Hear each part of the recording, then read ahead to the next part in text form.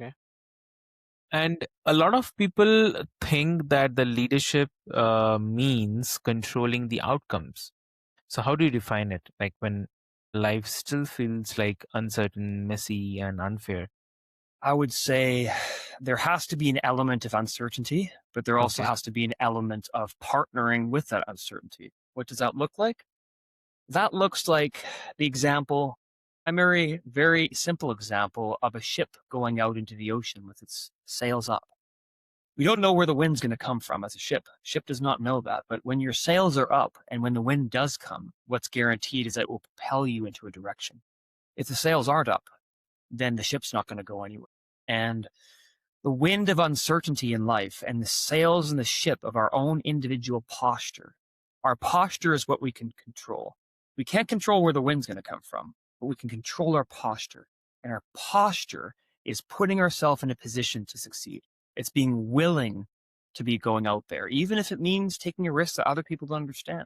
But willingness, partnering with the unknown, that's where the gravy is. That's where the sweet sauce is. Because if we aren't willing and there's a wind of momentum coming, then somebody else is going to take advantage of that momentum.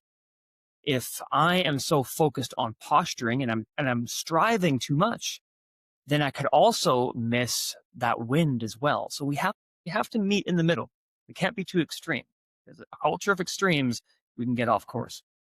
And like the leadership cost you everything upfront, then I'd say, like, what are the daily reps, maybe the small decisions that create long-term ROI that you're talking about?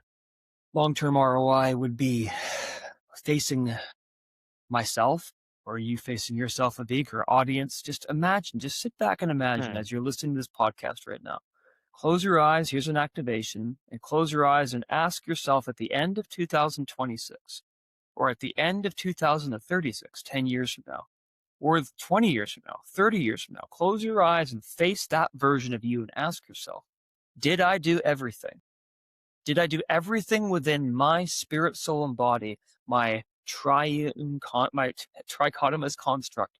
Did I do everything within my own DNA of design to be a good steward of the gifts that are in my life? And if you can answer yes to that question, then you have done good in your ROI. You've been a good steward of your talents. I've been a good steward of my talents.